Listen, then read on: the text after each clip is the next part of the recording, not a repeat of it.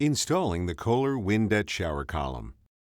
For this installation, you will need the following tools and materials: sealant tape, Phillips screwdriver, drill with 1/4 inch drill bit, strap wrench, and rubbing alcohol. Follow all local plumbing and building codes. When determining the mounting locations, note that the mounting surface should measure anywhere between 2 3/4 inches and 5 3/4 inches from the column to the shower arm.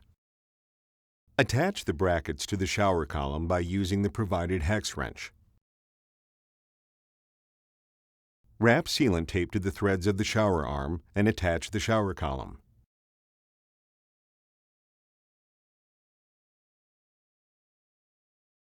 Thoroughly clean the wall at the mounting locations with rubbing alcohol. Verify that the mounting surface is completely dry. Slide the shower column toward the wall and use a level to align the shower column and make a mark. Remove the adhesive backing from the mounting blocks. Press the shower column firmly against the wall and wait up to 24 hours for the tape to fully adhere. The following instructions are recommended for additional support. Unthread and loosen the set screws from the brackets. Unthread the shower column connector from the shower arm. Remove the sealant tape from the shower arm. If drilling into tile, use the appropriate drill bit to avoid damaging the finished wall. Drill a 1/4 inch pilot hole at each mounting block location. At the pilot holes, secure an anchor, washers, and screws to secure the mounting block. Apply sealant tape to the shower arm and attach the shower column.